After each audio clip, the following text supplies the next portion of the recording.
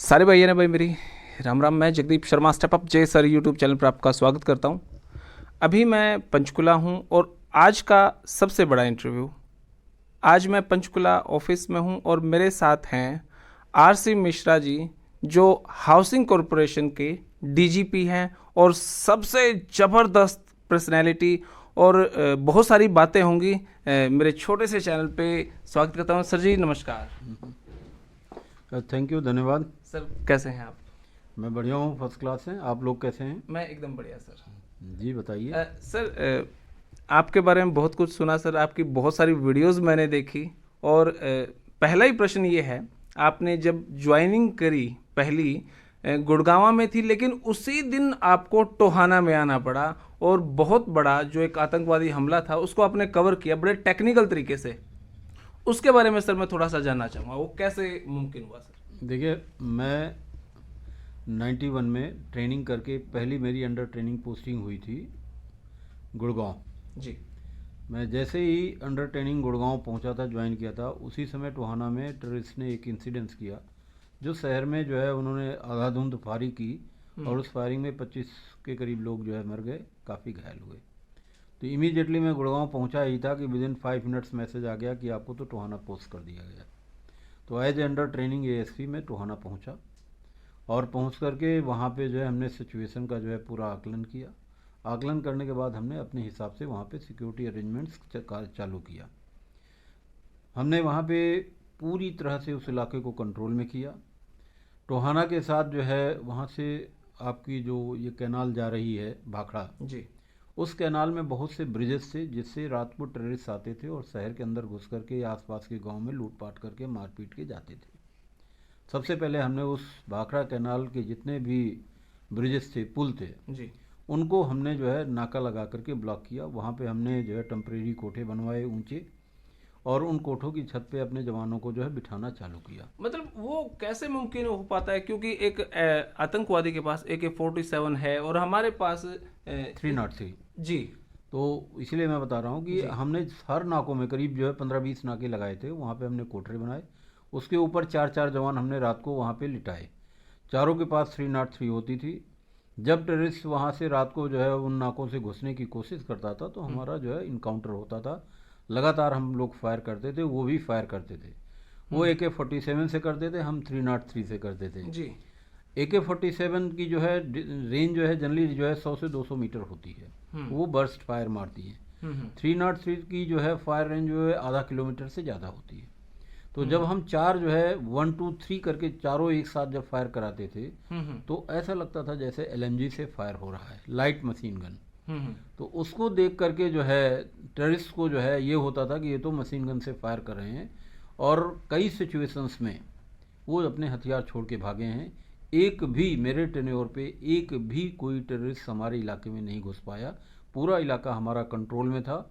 रात को हम लोग यहाँ तक कि भाखड़ा कैनाल में बगैर लाइट जलाए गाड़ी खुद में ड्राइव करता था और वहाँ पे पेट्रोलिंग करता था, जिससे कि लाइट का जो है जलाते ही हम लोग टारगेट बनते थे। इसलिए गाड़ी की कोई लाइट हम लोग नहीं जलाते थे, यहाँ तक कि बैक लाइट भी हम लोग बंद करके रखते थे और फिर पेट्रोलिंग करते थे। और हर नाके पे जाके पर्सनली मैं देखता था और उसको सुपरवाइज करता था।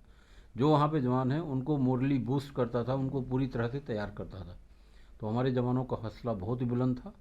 उन्होंने ज़बरदस्त वहाँ पे प्रदर्शन किया। एक भी टेररिस्ट इंसिडेंस नहीं होने पाया और उस इंसिडेंस के बाद टोहाना में या उस इलाके में कोई इंसिडेंस नहीं हुआ, पूरा पीसफुल रहा। उसके बाद जो है 2-3 महीने बाद मेरे को वहाँ से सिरसा में डबवाली में प्रॉब्लम हुई थी। वहाँ पे जो है टेररिस्ट जो है 2-3 जो है एक्टिव हुए थे, 2-3 इंसिडेंट्स किए थे जी। तो उसके बाद मेरे को ASP ऑपरेशन वहाँ डबवाली सिरसा उधर भी लगाया। वहाँ भी 2-3 महीना मैंने काम किया अंडर ट्रेनिंग में ही और वहाँ भी पूरा कंट्रोल किया। उसके बाद मैं दोबारा ट्रेनिंग फेज़ 2 के लिए हैदराबाद चला गया। ओके। बड़ा आपका पहली दिन की ज्वाइनिंग में है आतंकवादियों से मुकाबला, आपने 1 2 3 4 होते ही आपने बंदूकें चलवाई, इतना दिमाग आपने लगाया।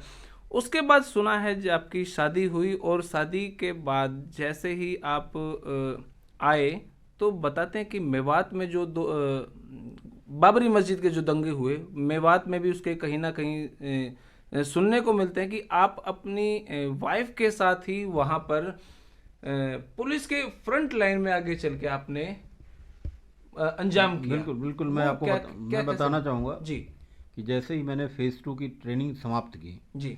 हैदराबाद से वापस आया, दोबारा मेरी पोस्टिंग फिर गुड़गांव हुई। और गुड़गांव में पोस्टिंग होते ही कुछ ही दिनों में बाबरी मस्जिद डिमोलिशन वाला कांड हुआ, जी 6 दिसंबर 92। जी। और मेरी पोस्टिंग जो है गुड़गांव थी एएसपी। मेरे को जो है गुड़गांव में 2 मस्जिद थी शहर में। तो एसपी जो उसमें श्री एसएन वशिष्ठ से, उन्होंने कहा कि आप इन मस्जिद को बचा के रखना, ये सेंसिटिव एरिया है। हमने तो वहाँ सुबह 4 बजे से नाका लगा लिया, 200 मीटर पे हमने घेरा डाल दिया और वहाँ पे जो है हमने बैरिकेडिंग करा दी कि इस 200 मीटर के अंदर जो घुसा उसकी टांग तोड़ देंगे। तो शुरू से हमने टाइट रखा, हमारा तो कंट्रोल रहा जी। लेकिन सिचुएशन जो है हमारी इधर पुन्हाना में, झिरका में, नूह में ख़राब होती गई। और शाम तक हालत ये हो गई कि वहाँ पे काफ़ी तोड़ फोड़, काफ़ी जो है आगजनी, ये सब हो गई। तो मेरी जो है ड्यूटी एसपी साहब ने लगाया कि आप जो है पुन्हाना जाके संभालो। और मैं जो है जस्ट न्यूली मैरिड था, मेरी वाइफ जो है 15-20 दिन हुए थे, साथ थी। हम लोग दोनों हरियाणा में नए नए थे, हम किसी को जानते नहीं थे, ना कहीं रहने का कोई था। गेस्ट हाउस में वाइफ को अकेले कैसे छोड़ें जी। उस सिचुएशन में मैं वाइफ के साथ ही अपनी जिप्सी खुद ड्राइव करके हम लोग पुन्हाना के लिए चल दिए। मेरे साथ केवल 40 आदमी थे एक कैंटर में। और हमने जाकर के जो है वहाँ से करीब 6-7 बजे चले हैं, 8 बजे के करीब नूह पहुँचे। वहाँ हमने देखा कि करीब जो है 400-500 लोग जो है आगजनी करके दुकानों में पूरी सड़क को जाम किए हो हल्ला कर रहे थे। उस सिचुएशन में फिर मैंने ड्राइवर को कहा तू गाड़ी चला, और हमने 40 आदमी जो थे उनको एरो फार्म में तैयार किया। 10 आदमी लेफ्ट में, 10 राइट में, 10 पीछे और 10 उनके पीछे, और एकदम टॉप पे फ्रंट में मैं था। और मैंने कहा जैसे ही मैं आदेश करूंगा सीधे लाठी चार्ज, हवाई फायर और आपको जो है टीयर गैस, तीनों एक साथ करना है जी। और हम सीधे उतरे और लगातार जो है सीधे जो है टीयर गैस, लाठी चार्ज और फुल स्पीड से पूरी भीड़ को एरो की तरह क्रॉस करके निकल गए। 5 मिनट भी नहीं लगा, 5 मिनट में पूरी भीड़ हम क्रॉस कर गए और नूह से आगे निकल गए। उसके बाद फिर हम आगे जाके नगीना फंसे, नगीना के बाद फिर हम पिनंगवा फंसे। सब जगह सेम ऑपरेशन किया और रात को करीब 12:30 बजे हम पुन्हाना पहुँचे।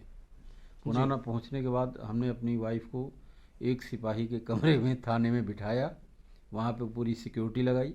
सिक्योरिटी लगाने के बाद फिर हम पैदल पूरी फोर्स को लेकर के शहर में घूमे।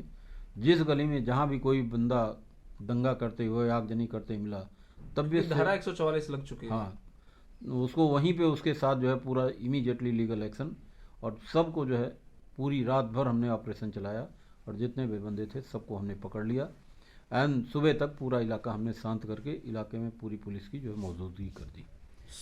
सुना है पूरे 2 महीने आप सिपाही के रूम में रहे।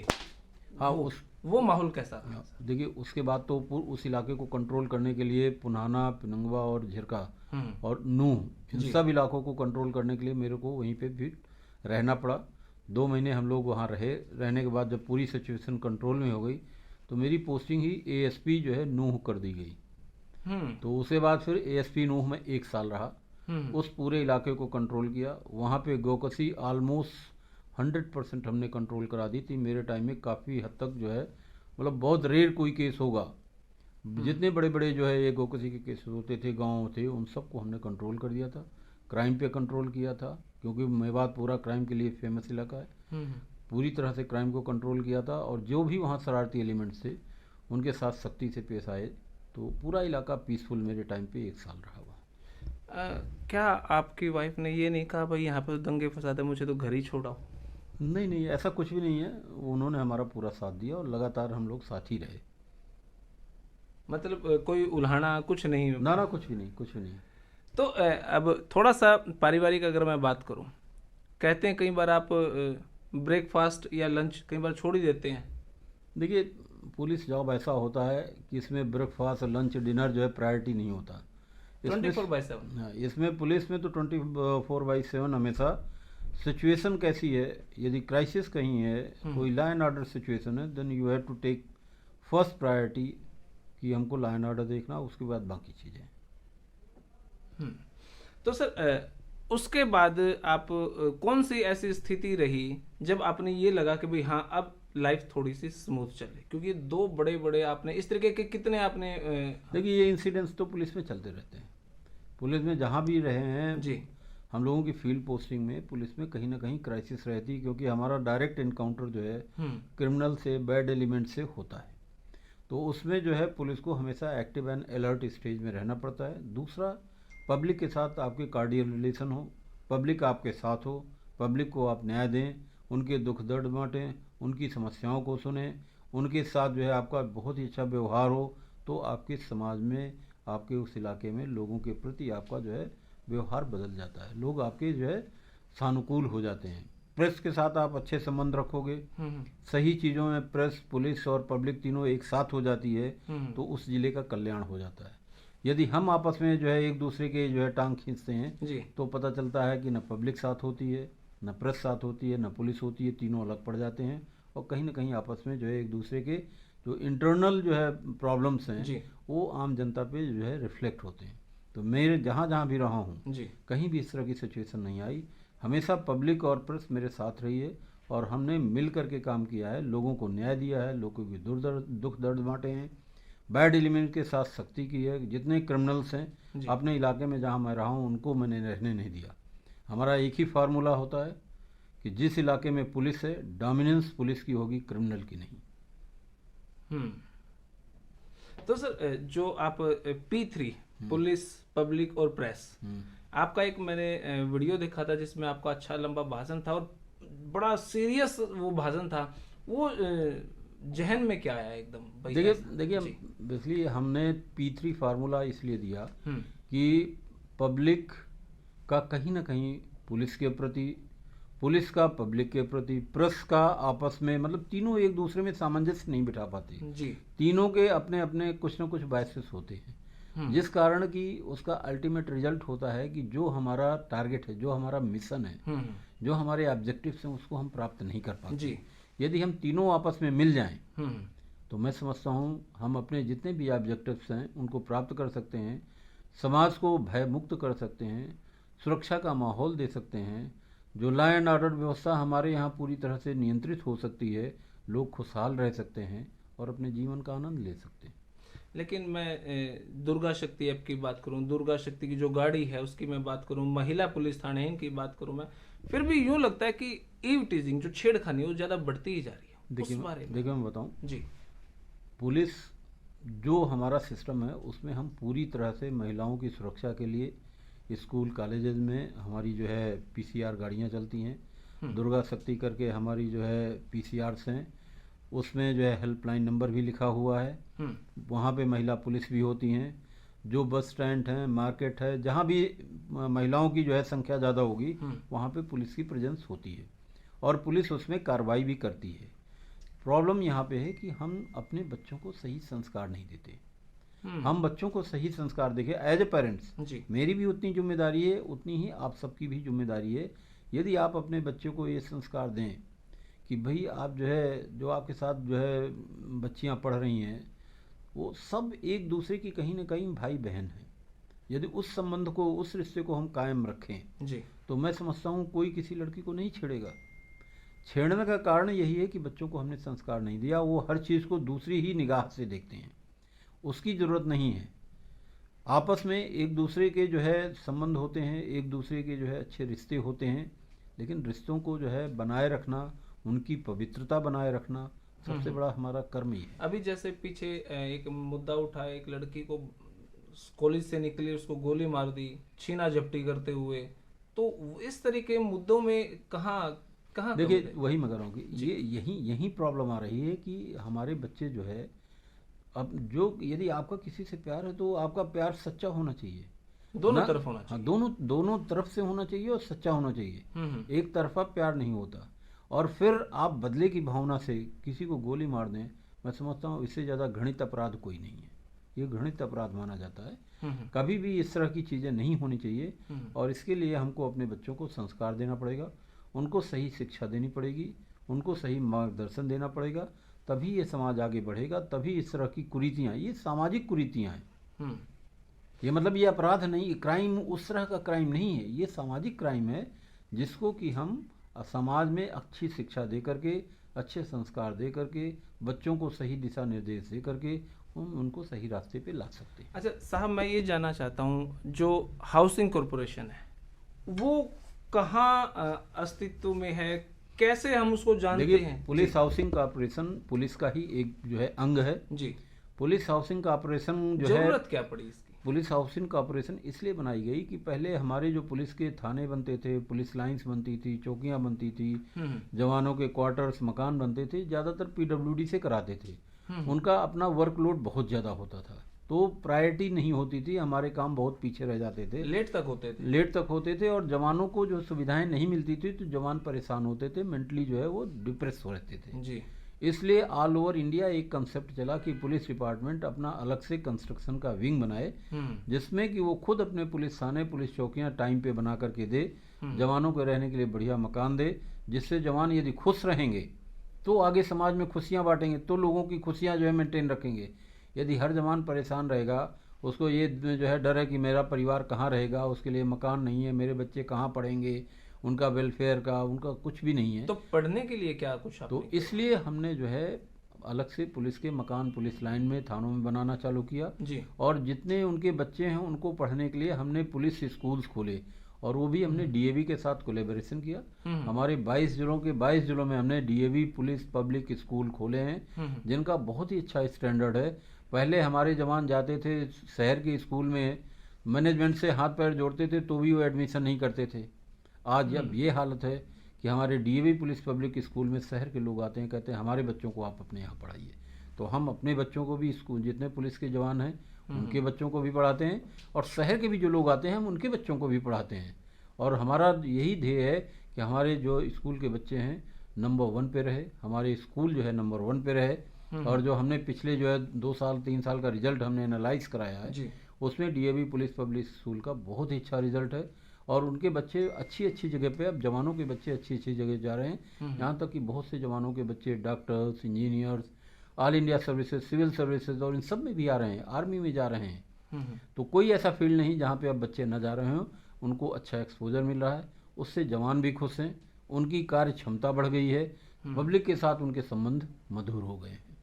अच्छा, मेरे पास कुछ प्रश्नों की लिस्ट है सर, और मुझे ज़्यादा सा पता नहीं, शायद वो आपके अधिकार क्षेत्र में है भी या नहीं। अगर नहीं है तो हम उसको क्विट भी कर सकते हैं। पहला प्रश्न ये है कि रात को जब पुलिस वाले खड़े होते हैं तो उनकी जो व्हीकल है, यूँ लगता है कि उनको अपग्रेडेशन की ज़रूरत है।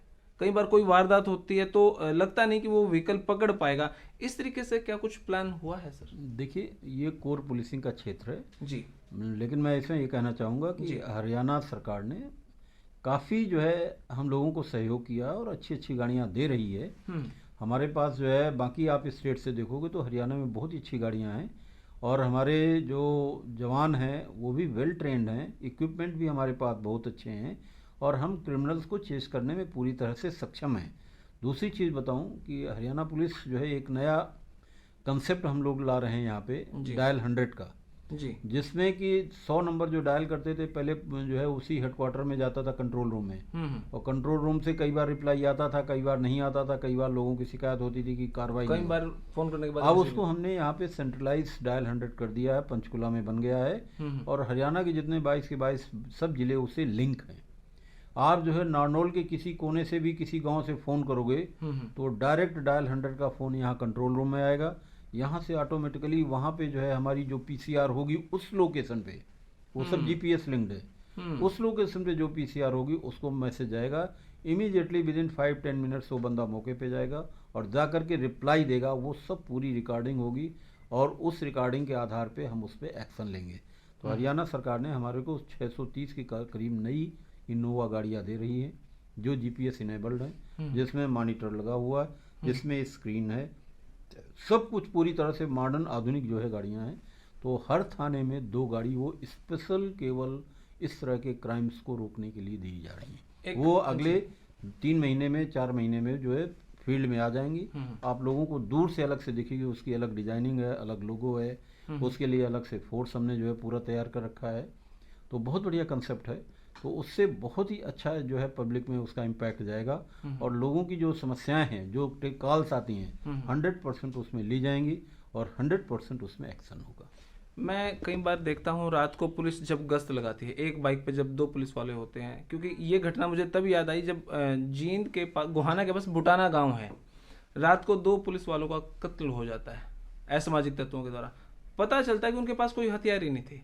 जब मैंने बात की कुछ लोगों से, तो उन्होंने कहा कि भाई अगर हमारे पास रात को एक व्यक्ति के पास कोई हथियार हो तो इस तरह की वारदात ना हो। तो इस तरह के कुछ प्लान। नहीं, देखिए, जो हमारी पीसीआर गाड़ियां होती हैं, जी। ज़्यादातर जहाँ पे जो ट्रेंड लोग होते हैं, हथियार उन सबको दिया जाता है। 100% लोगों को हथियार नहीं, क्योंकि उसका मिसयूज भी हो सकता है। इसलिए जो है जहाँ पे हमारी गश्त पूरी गार्ड जाती है, 4-5 लोगों का जाता है, उसमें हथियार होते हैं। ये पीसीआर जो हमारी छोटी छोटी मोटरसाइकिल में 1-2 होती है, वो लोकल केवल उसके लिए, गश्त के लिए होती हैं, ट्रैफिक व्यवस्था को, कहीं जाम लगा है उसको ठीक ठाक करने के लिए। तो उस तरह की समस्याओं के लिए उनकी सपोर्ट में, बैकअप में पीसीआर हमारी होती हैं गाड़ियाँ। तो जहाँ कोई ऐसा ज़रूरत पड़ती है तो उनको कॉल कर लेते हैं। एक्स्ट्रे इंसिडेंट्स 1-2 इस तरह के हो गए जो कि अनफॉर्चुनेट हैं, लेकिन उसमें भी कार्रवाई जो है पुलिस पूरी तरह से कर रही है। हाँ, वो उसी दिन ऑन द स्पॉट हुआ कार्रवाई पूरी कर रही है। अच्छा, एक होम गार्ड की प्रॉब्लम जो है काफ़ी सालों से मैं सुनता रहा हूँ, हरियाणा में 14,000 समथिंग कुछ होम गार्ड हैं।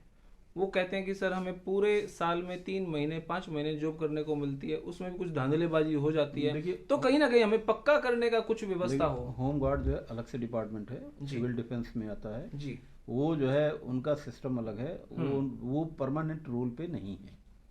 वो जो है केवल उनको जो है इमरजेंसी ड्यूटी के लिए इनरोल हर जिले में कर लिया जाता है। जब जरूरत होती है उनको कॉल करते हैं। उनके जो है, जो जहाँ तक मेरे को पता है जी, कि शायद प्रपोजल्स जो है होमगार्ड डिपार्टमेंट से इस तरह की चल रही है कि उनको भी जो है सैलरी भी बढ़ाई जाए और रेगुलर भी कराया जाए। तो वो उनका इंटरनल मैटर, उसमें बहुत ज़्यादा मेरे को, क्योंकि वो ये भी कहते हैं सर हम बसों से आते हैं तो हमारा बस भी किराया फ्री नहीं होता। इसलिए करो, वो उनका इंटरनल मैटर है, वो हम लोगों का नहीं है। लेकिन ये है कि उसके बारे में जो हम लोगों को पता है कि शायद उनका भी अपलिफ्टमेंट के लिए काफ़ी काम चल रहा है उनके डिपार्टमेंट में भी। ओके। सरकार के दावे बहुत ज़्यादा होते हैं नशे के ऊपर कंट्रोल, लेकिन सारा काम तो पुलिस को ही करना होता है। नशे के ऊपर पुलिस कंट्रोल क्यों नहीं कर पा रही सर? अब तो हरियाणा में बहुत ज़्यादा बढ़ गया सर। देखिए, नशे पे पुलिस पूरी तरह से एक्टिव है और काफ़ी केसेस पकड़े जा रहे हैं जी। बेसिकली क्या है कि सोसाइटी में, मैंने बता दिया, सोसाइटी में प्रॉब्लम्स कई तरह की होती हैं जी। एक तो होता है कि सोशल लेवल की प्रॉब्लम होती है जी। दूसरी होती है क्रिमिनल लेवल की। नशा जो है सोसाइटी में जो चला है, ये सोशल समस्या है, सामाजिक समस्या है। जी। जो मैंने बताया था कि जो सामाजिक समस्या जो है, लड़कियों के साथ छेड़छाड़ और बच्चों को हमने सही वो नहीं किया, यहाँ भी वही समस्या है कि बच्चों को हमको पहले से शुरू से देख के रखना चाहिए। पेरेंट्स यदि अपने बच्चे पे शुरू से कंट्रोल रखते तो बच्चे नशे की दुनिया में नहीं जाते। हो सकता है चलो थोड़े बहुत होते, लेकिन इतनी संख्या में नहीं होते। तो कहीं ना कहीं एक तो जो है सोशल समस्या है, उसको हमने नहीं निपट पाया। दूसरा जो है कि आजकल बच्चे जो है बहुत ज़्यादा जो है टारगेट ओरिएंटेड हैं, और जब टारगेट को नहीं पा पाते तो डिप्रेशन में जाते हैं, और डिप्रेशन में जाते हैं तो कहीं ना कहीं नशा का सहारा लेते हैं। तो कई तरह की समस्याएं हैं जिनके कारण ये बच्चे जो है आजकल नशा के उसमें जा रहे हैं। तीसरा एफ्लुएंस भी है कि बहुत पैसा हो गया तो भी जो है लोग नशे की दुनिया में जाने की कोशिश करते हैं, उनको किक मिलता है। तो हम लोगों को इन सब समस्याओं को, जो सामाजिक समस्याएं हैं, इनको दूर करने के लिए उसका पहला ही हमारा स्टेप है एजुकेशन। यदि हम बच्चों को उसके जो है प्लस एंड माइनस दोनों पॉइंट बताएं कि इनमें अच्छाइयाँ क्या हैं, बुराइयाँ क्या हैं, इनसे क्या क्या समस्याएं हो सकती हैं, क्या क्या जो है आपका जो है करियर खराब हो सकता है, आपका हेल्थ खराब हो सकती है, आपकी लाइफ के जो इतने टारगेट्स हैं वो जो है पीछे रह जाएंगे, you can not enjoy your life. तो थोड़ा सा काउंसलिंग की ज़रूरत पड़ती है, इसमें सोशल काउंसलिंग की ज़रूरत है। यदि ये सब हम करते हैं तो मैं समझता हूँ काफ़ी समस्याओं का जो है हम इसमें नियंत्रण कर सकते हैं। बाकी जो कुछ समस्याएं ऐसी होती हैं उनको हम मेडिको लीगल एडवाइस या हेल्प वो कर दें।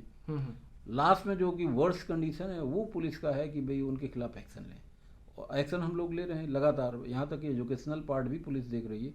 आप देखो जगह जगह, जब मैं यहाँ पे पंचकुला में कमिश्नर था, commissioner police Panchkula, Ambala range में एडीजी, यहाँ पे हमने जो है प्रेस के ही साथ जितने भी प्रोग्राम है मैं प्रेस के साथ चलाता था। प्रेस के साथ हमने यहाँ पे 2 प्रोग्राम चला रखे थे। एक तो था नशा मुक्ति युवा शक्ति, ड्रग एडिक्शन में जो हो रहा था, इसके लिए नशा मुक्ति युवा शक्ति करके चला रखा था। और काफ़ी लोगों को हमने मोटिवेट किया था, काफ़ी लोगों को जो इस जो है नशे की उसमें थे उससे बाहर निकाला था, और लोगों को मोटिवेट करके जो उनके साथी थे उनको भी हटाया था। तो फ़र्क काफ़ी पड़ा था। यहाँ तक कि जो बड़े बड़े जो है क्रिमिनल गैंग्स हैं उनके खिलाफ एक्शन भी लिया था, FIR भी दर्ज हुई थी, पकड़े भी गए थे। जो उनको सपोर्टर थे, जो उनको जहाँ से वो सोर्स थे वहाँ से भी लेकर के आकर के उनके खिलाफ कार्रवाई की गई थी। तो नशा मुक्ति पे काफ़ी काम पूरे हरियाणा में चल रहा है। सरकार ने ऑलरेडी इसका एक अलग से जो है पूरा बोर्ड ही बना दिया, एक अलग से पूरा डिपार्टमेंट ही बना दिया, ADG रैंक का ऑफिसर्स यहाँ पे बिठा दिया। हर जिले में जो है ड्रग सेल्स जो है अलग से बन गई हैं, NDPS सेल्स, वो लगातार काम कर रही हैं। तो कहीं ना कहीं पुलिस के साथ साथ सामाजिक शिक्षा, सोशल जो है इसमें पार्टिसिपेशन की, प्रेस की, मीडिया की, पुलिस की, पब्लिक की, सबकी ज़रूरत है, तब इस बीमारी को हम ठीक कर सकते हैं। दूसरा जो हमने प्रेस के साथ चलाया था जी, ट्रैफिक एजुकेशन। ट्रैफिक एजुकेशन पे भी हमने काफ़ी यहाँ पे पंचकुला में काम किया था। यहाँ पे जो है चौराहों पे प्रेस के लोग भी पुलिस के हमारे खड़े होते थे, लोगों को जागरूक करते थे। प्रॉब्लम यहाँ पे है कि इंडिया में गाड़ियाँ तो हमने पूरे विश्व की टॉप लेवल की मंगा ली, सड़कें उस लेवल की नहीं। हमारे यहाँ कहा जाता है कि ट्रैफिक एजुकेशन के लिए 3E फार्मूला है। 3E फार्मूला है जी, जिसको कि हम जो है इसमें इम्प्लीमेंट करते हैं। पहला E होता है इंजीनियरिंग पार्ट, दूसरा E होता है एजुकेशन पार्ट, तीसरा E होता है इन्फोर्समेंट। तो इंजीनियरिंग पार्ट में हमारे यहाँ सड़कें आप देख रहे हो किस हालत में हैं।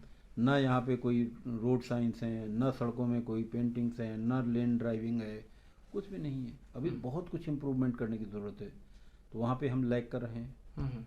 दूसरा एजुकेशन पार्ट, पूरे हिंदुस्तान में आप देखो कि सब कुछ हम पढ़ाते हैं, लेकिन ट्रैफिक एजुकेशन के नाम से कोई पीरियड नहीं है जी, कोई ट्रैफिक एजुकेशन की बुक्स सरकार मतलब किसी की तरफ से नहीं, ना सरकारी तरफ से, ना प्राइवेट की तरफ से, ना एजुकेशन की तरफ से, ना मैनेजमेंट की तरफ से। तो हम एजुकेशन में भी ध्यान नहीं दे रहे। जी, कानून तो हमने बहुत बना दिए, लेकिन बच्चे को आपको सिखाना पड़ेगा, कानून वो समझेगा तभी तो इम्प्लीमेंट करेगा। जी, लेकिन इन्फोर्समेंट पे सबका जो है जोर है। हर व्यक्ति कहता है पुलिस इन्फोर्स कर दे। आप ये बताइए कि एक जिले की 8 लाख से 10 लाख पॉपुलेशन है जी, यदि हर व्यक्ति सड़क पे आए और ट्रैफिक वायलेशन करना चालू कर दे, फोर्स कितनी होती है? 40-50 आदमी पूरे जिले में, एक पॉइंट में 1 या 2। जी, अब 2 आदमी जो कितनी गाड़ियां रोक करके चेक कर सकता है, इन्फोर्समेंट कर सकता है?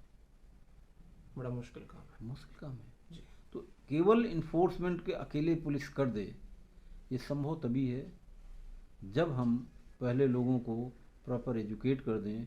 लोग 99% जो है ट्रैफिक रूल्स का वायलेशन करना बंद कर दें, एक सभ्य नागरिक की तरह बिहेव करना चालू करें। फिर 1-2% यदि कोई वायलेशंस करता है तो उसको तो इम्प्लीमेंट इन्फोर्स करना आसान है, लेकिन पूरा समाज ही वायलेट करेगा, फिर जो है इन्फोर्समेंट करने में प्रॉब्लम है। लेकिन फिर भी आप देखो कि पुलिस लगातार काम कर रही है, लगातार इन्फोर्स कर रही है, एजुकेट भी कर रही है। एजुकेशन पार्ट भी पुलिस ही देख रही। थानों आप जाइए, जितने कॉलेजेस स्कूल्स हैं सब में पुलिस के ही लोग जाकर के जो है उनको ट्रैफिक एजुकेशन के बारे में शिक्षा दे रहे हैं, जबकि ये पार्ट है एजुकेशन डिपार्टमेंट का, इंजीनियरिंग पार्ट है इंजीनियरिंग डिपार्टमेंट का। लेकिन हर चीज़ पुलिस अकेले करे, तो थोड़ा सा इन चीज़ों में सोचने की ज़रूरत है, काम करने की ज़रूरत है, जी। और इसमें सबको पार्टिसिपेट करने की ज़रूरत है। मेरा प्रश्न है कि ऐसा ही है कि हर डिपार्टमेंट में आजकल पुलिस है, चाहे वो बिजली का हो या रोडवेज का हो, जो GM है सुना है DSP ही है, तो क्या हर डिपार्टमेंट पे कब्जा पुलिस का हो जाएगा सर? देखिए ऐसा कुछ भी नहीं है, ऐसा कुछ नहीं। ये तो जो है सरकार की अपनी प्रायोरिटीज़ हैं, कहाँ पे प्रॉब्लम है और कैसे उसको टैकल करना, सरकार वो अपने हिसाब से डिसाइड करती है। और पुलिस पुलिस बल्कि कोई डिपार्टमेंट का ऐसा काम नहीं है, किसी भी डिपार्टमेंट का, जहाँ बगैर पुलिस के कोई काम हो। मैं इसको दूसरी तरह से कह रहा हूँ जी, आपको जो है ज़मीन नपवानी है तो बगैर पुलिस के नहीं करा सकते, आपको जो है नहर खुदवानी है तो पुलिस चाहिए, रोड बनवानी है तो पुलिस चाहिए, पेड़ कटाना है चढ़ाना है तो पुलिस चाहिए, A to Z जितने भी आप नाम ले लो, हर काम के लिए पुलिस चाहिए। तो कहीं ना कहीं समाज में ये एक चीज़ ऐसी भावना बैठ गई है कि बगैर पुलिस के कोई काम नहीं हो रहा। क्यों ना ऐसा हो कि लोग खुद कानून को पालन करें, खुद जो है नियम पे रह के अपना करें, हर विभाग अपना अपने हिसाब से काम करे। तो पुलिस का जो मेन रोल है, पुलिस का जो कोर इश्यू है वो क्रिमिनल पुलिसिंग है। हम लोग क्रिमिनल पुलिसिंग में जो है उतना काम नहीं कर पा रहे जितना सोशल पुलिसिंग में, आपकी ट्रैफिक करना पड़ पुलिसिंग रहा है। में, बाकी और पुलिसिंग में कर रहे हैं। एक्चुअल कोर पुलिसिंग हमारी जो है उसके कारण जो है उसमें हमको थोड़ा सा प्रॉब्लम होती है, मैन पावर की भी और समय की भी। तो मैं तो चाहता हूँ कि हमारी पुलिस कोर पुलिसिंग में रहे तो हम ज़्यादा बेटर परफॉर्म करके देखे समाज को दे सकते हैं। जो सोशल इश्यूज हैं वो समाज लेवल पे हल हों, जो डिपार्टमेंटल इश्यूज हैं वो डिपार्टमेंट लेवल पे हल हों, ना कि हर डिपार्टमेंट की हर समस्या में पुलिस को बुलाया जाए। पुलिस से याद आया कि हरियाणा की जनता की कहीं ना कहीं मुझे ऐसा लग रहा है कि एक सोच बनी हुई है कि योगी पुलिस बड़ी स्ट्रोंग है, माननीय मुख्यमंत्री हमारे खट्टर साहब की पुलिस थोड़ी सी वीक है। इस नहीं, ऐसा कुछ नहीं, ऐसा कुछ नहीं। हरियाणा पुलिस बहुत स्ट्रांग है। वहाँ पे इनकाउंटर बार बार होते हैं। इनकाउंटर जो है कोई इंडेक्स नहीं है आपकी पुलिसिंग का। फिर भी ऐसा लगता है कि योगी पुलिस बड़ी वो स्ट्रांग है। वो ऐसा देखिए आप लोग दिखाते हैं जी। लेकिन मेरा तो यह है कि हमारी Haryana police one of the best Haryana पूरे इंडिया की पुलिस है और बहुत ही अच्छा परफॉर्म कर रही है और हमारी पुलिस का कोई मुकाबला नहीं है। अच्छा, मुझे याद आया, क्या आपके पास इस तरह का कोई आइडिया नहीं है कि होम गार्ड को लेके कहीं ना कहीं कुछ सोचा जाए? भाई हाँ, ये पक्के हो सकते हैं। ये तो होम कोई गार्ड आइडिया? ये होम गार्ड डिपार्टमेंट ही बता पाएगा। मेरे हिसाब से तो जो है कि होम गार्ड डिपार्टमेंट में जितने जवान हैं उनको भी प्रॉपर फैसिलिटीज और सब होना चाहिए, लेकिन वो डिसीजन और उसके बारे में एक्शन वो सब तो होम गार्ड डिपार्टमेंट बताएगा, क्योंकि हमारा डिपार्टमेंट नहीं है, इसलिए उसमें बहुत ज़्यादा मैं क्या कहूँगा, मेरा नहीं बनता रोल। मुझे ऐसा लगता है जो आपकी सोच है, जितना आपकी कैपेसिटी, आपका दायरा है, सरकार उसका प्रॉपर फायदा नहीं उठा पा रही, मुझे ऐसा लगता है। नहीं, ऐसा कुछ नहीं है जी। सरकार ने जो जिम्मेदारी दी है उसको हम पूरी तरह से बखूबी निभा रहे हैं और कोशिश कर रहे हैं कि हम अपनी जितनी शक्ति है उससे भी ज़्यादा कोशिश करके हम परफॉर्मेंस दें। जी। जो हम यूनिफॉर्म में सेवा कर रहे हैं जनता की वो तो हम कर रहे हैं, उसके साथ साथ जब मैं खाली समय भी होता हूँ तब भी जनता की सेवा में कहीं न कहीं लगा रहता हूँ। लोगों को जागरूक करने में सबसे बड़ी चीज़ है कि समाज को जागरूक किया जाए। सब मिलकर के समाज की जितनी बुराइयां हैं, कुरीतियां हैं, उनको दूर करने में हम लोग आगे हैं।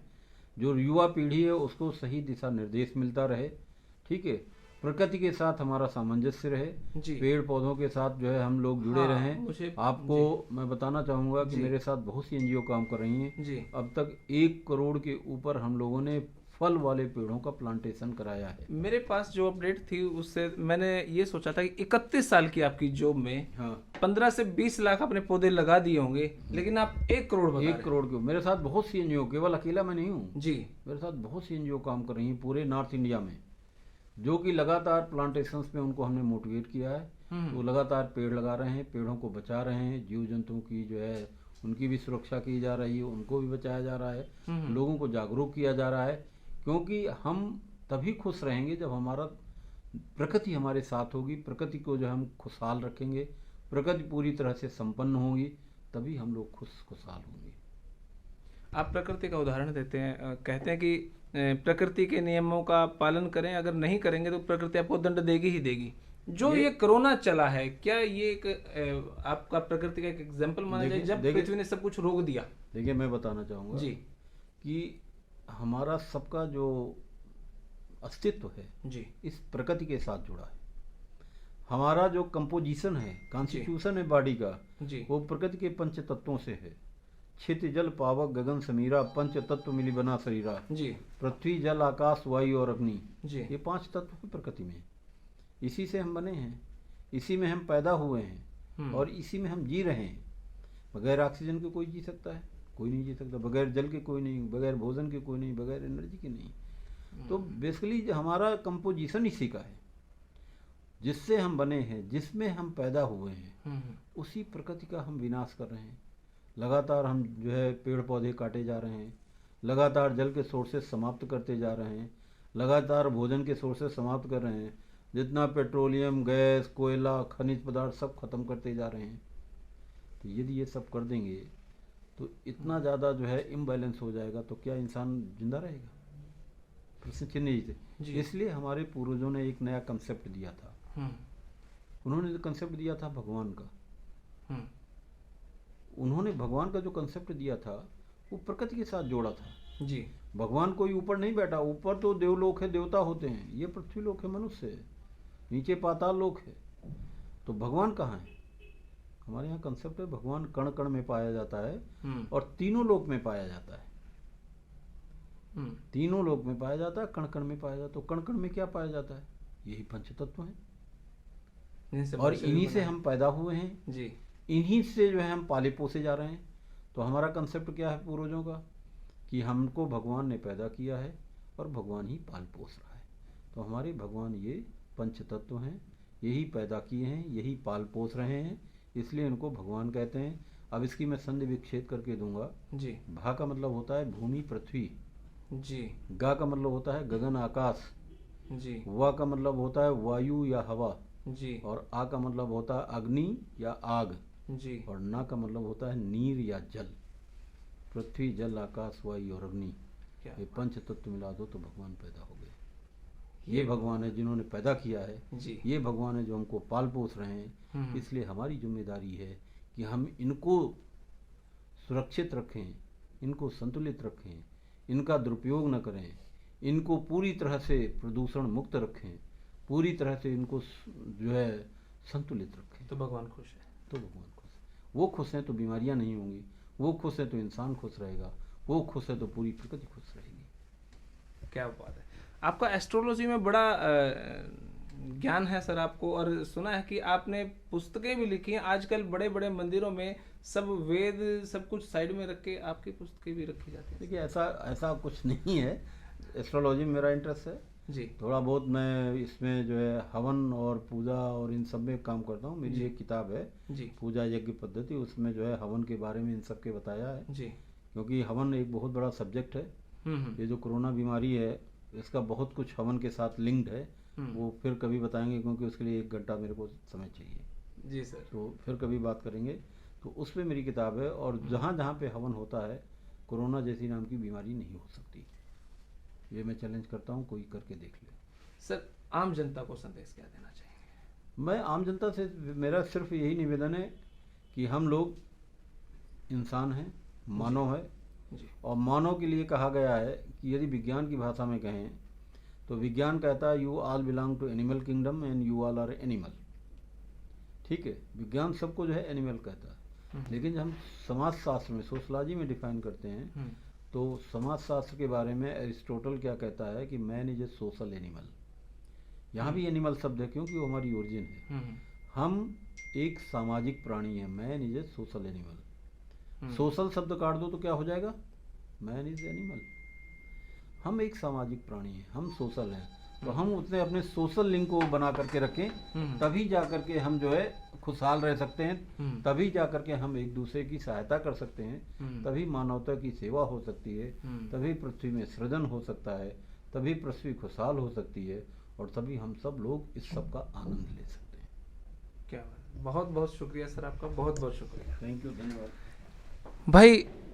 आज मैं यहाँ पर आया, बाहर गेट में जब एंट्री करी तो हार्ट बीट बहुत ज़्यादा बढ़ी हुई थी और ये लग रहा था कि भाई आज डीजीपी साहब के साथ बैठेंगे, बातें करेंगे। लेकिन जब यहाँ पर बैठा और जब बातें सुनी और जब मेरे को इस सारे माहौल का, सारे प्रश्नों का जवाब मिला और जब मैं बाहर से कुछ जानकारी लेके आया तो बहुत कुछ यहाँ पर है और बड़ा दिल खुश हुआ।